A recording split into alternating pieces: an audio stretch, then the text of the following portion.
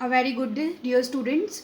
Now we have rest of the topics which are left with us, chapter of resources and development. Now the topic comes here, land utilization. What is land utilization? It means how many area is to be covered under the various heads. It can be our forest, cultivated land and uncultivated land. According to a survey, 33% of the total population or land area of a country should be under forest.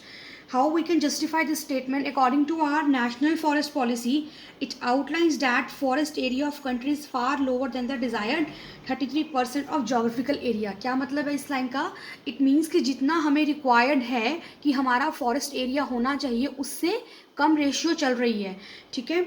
Forests are essential for maintaining the ecological balance. Plants, animals and microorganisms recreate the quality of air that we breathe and the soil that produces our food, without which we cannot survive. Forests protect the genetic diversity of plants and animals for better growth of species and breeding. They are the primary producers on which all other living organisms survive. It means forest हमारा एक ऐसा essential ecological balance है, एक ऐसा stem है, एक ऐसा base है, एक ऐसा पिलर है जिसके ऊपर हमारी पूरी की पूरी जो सिस्टम है वो क्या करता है, लाई करता है. अगर हमारे फॉरेस्ट कम से कम होते जाएंगे तो हमारा जो इकोलॉजिकल बैलेंस है वो क्या होगा, गड़बड़ा जाएगा. हमारी जो लैंड है उसकी कई क्लासिफिकेशंस हैं. उसमें फॉरेस्ट भी हो सकते हैं आपके, अनकल्टिवेटेड लैंड भी हो सकती है, कल्टिवेटेड लैंड भी हो सकती है, fallow land and net sown area. ये 3 वर्ड्स आपको बहुत ही फैमिलियर लग रहे होंगे. ठीक है. इन 3 वर्ड्स का मतलब क्या? फॉरेस्ट हमारे क्या है, जंगल. अनकल्टिवेटेड लैंड हमारी वो लैंड है which is not available for cultivation, the land not for agriculture use, buildings, roads and factories. और हमारी कल्टिवेटेड लैंड कौन सी है? कल्टिवेटेड लैंड हमारी वो है जो हमारी करंट फैलो लैंड है जिसमें हम कल्टिवेशन कर सकते हैं. इसके बाद हमारी आती है फैलो लैंड.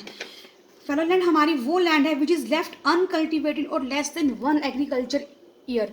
अनकल्टिवेटेड लैंड और फैलो लैंड में डिफरेंस ये है कि फैलो लैंड वो है कि जो हम 1 साल से ज़्यादा समय तक जिस ज़मीन को हम यूज़ नहीं करते, जिसको हम ऐसे ही छोड़ देते हैं, जिसमें कोई भी खेती बाड़ी नहीं होती, जो किसी यूज़ में नहीं आती, उसे हम क्या बोलते हैं, fallow land. Net sown area. Net sown area हमारा क्या है? It is left uncultivated for past 1 to 5 agriculture years. ठीक है. नेट सोन एरिया में हमारे पास क्या आता है कि जिसमें हमारा नेट सोन एरिया हमारा वो है कि जिसमें हम टोटल हमने कितनी ज़मीन के ऊपर कोई भी क्रॉप या कोई भी फसल या हमने कोई भी फ्रूट या कोई भी चीज़ हमने प्लांटेशन कुछ भी हमने वो रखा है, वो टोटल हमारा क्या है, नेट सोन एरिया. अब हमारे पास इसमें एक बहुत ही मेजर कंसिडरेशन आती है कि हम अपनी जो लैंड है उसको प्रॉपर तरीके से यूटिलाइज करें. एक हमारे पास इसमें टॉपिक आता है बैरन लैंड. स्टूडेंट जो आपने अपनी एनसीईआरटी बुक्स में स्टडी किया होगा, बैरन लैंड मीन्स ना तो वो लैंड आपकी फॉरेस्ट में है, ना वो अनकल्टिवेटेड है, ना वो कल्टिवेटेड है और ना ही वो फैलो लैंड है. इसका मतलब क्या है, वो किसी भी यूज़ के लिए नहीं है, उसे हम क्या बोलते हैं, बैरन लैंड. ठीक है. अब इसके बाद हमारा जो नेक्स्ट टॉपिक है that is of types of soil. आप लोगों ने मैप एक्टिविटी करी, बहुत अच्छी एक्टिविटी थी वो. उसी के बेसिस पे हमारा ये टॉपिक है टाइप्स ऑफ सॉइल. हमारे पास basically various types of soil हैं. इसमें हमारे पास alluvial soil, black soil, red and yellow, laterite, arid and forest soil आती है. ठीक है. अब इस सॉइल में हमारे पास क्या है, एलुवियल सॉइल हमारी बेसिक मेजर सॉइल है जो कि हमारी क्लासीफाई हम किस में कैसे करते हैं, जो हमारी खद्दर एंड भांगर से हम इसको क्लासीफाई करते हैं. इसके 2 टाइप्स हैं. बहुत ही फर्टाइल सॉइल है, गुड है ग्रोथ के लिए, वीट और पैडी, शुगर केन के लिए, पल्सेस के लिए. जो रीजन्स हैं कि जहाँ पे ये इंटेंसिवली सॉइल पाई जाती है, ये है Rajasthan, Gujarat and coastal planes के हमारे जितने भी एरिया हैं. ब्लैक सॉइल क्या है हमारी? ब्लैक सॉइल हमारी है, रेगुलर बोलते हैं, रेगुलर नहीं है. स्टूडेंट्स क्या करते हैं, मिस्टेक करते हैं, ब्लैक सॉइल का जो अनदर नेम उसमें रेगुलर लिखते हैं. ये है रेगुलर सॉइल. रेगुलर जो सोइल है हमारी, ये क्लेई होती है, इसमें कैपेसिटी होती है मॉइस्चर को होल्ड आउट करने की. ये सब अच्छी सॉइल है जहाँ पे कॉटन ग्रो हो सकती है. ये स्टिकी होती है, वेट होती है और ये महाराष्ट्र में पाई जाती है. Next one is red and yellow soil. ये हमारी क्रिस्टल फॉर्म में होती है, मेटामॉर्फिक रॉक से बनती है, हाइड्रेटेड फॉर्म में होती है. ये हमारे उड़ीसा, छत्तीसगढ़ और साउदर्न पार्ट्स में गंगा के पाई जाती है. Next one is laterite soil. ये हमारी सॉइल है जो बहुत ज़्यादा बारिश की वजह से होती है, ड्यू टू हैवी रेन. इसमें बहुत लो ह्यूमस कंटेंट होता है.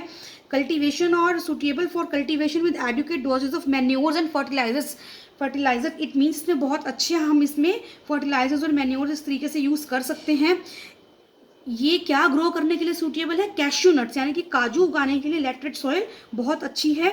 और इसके जो एरियाज हैं वो हैं हमारे Karnataka, Orissa, Western Ghats, Maharashtra, West Bengal. Next one is arid soil. Arid soil बहुत ही कॉमन सॉइल हमारी राजस्थान के एरियाज में पाई जाती है। ये बहुत ही साल्टी सॉइल होती है, सैंडी टेक्सचर होता है, रेत जैसी होती है, इसमें ह्यूमस बिल्कुल नहीं होता, कंकड़ फाउंड होते हैं। ठीक है, last one is forest soil. ये लॉमी होती है। लॉमी इसलिए होती है क्योंकि जंगल घना होता है, बहुत पेड़ों से घिरी होती है, लॉमी होती है, सिल्टी होती है, कोर्स ग्रेन्स होते हैं इसमें। लोअर पार्ट ऑफ वैली में बहुत फर्टाइल भी मिलती है इस तरह का जो टाइप है। और जो टेक्सचर है इसका, ये माउंटेन एनवायरनमेंट सा होता है, इसको हम माउंटेन सॉइल भी कहते हैं। इट ऑल्सो फाउंड, जितने भी हमारे हिली एंड माउंटेन्स एरिया हैं उसमें हमारी ये सॉइल मिलती है। So students, we are done with here the topic land utilisation and types of soil. Thank you.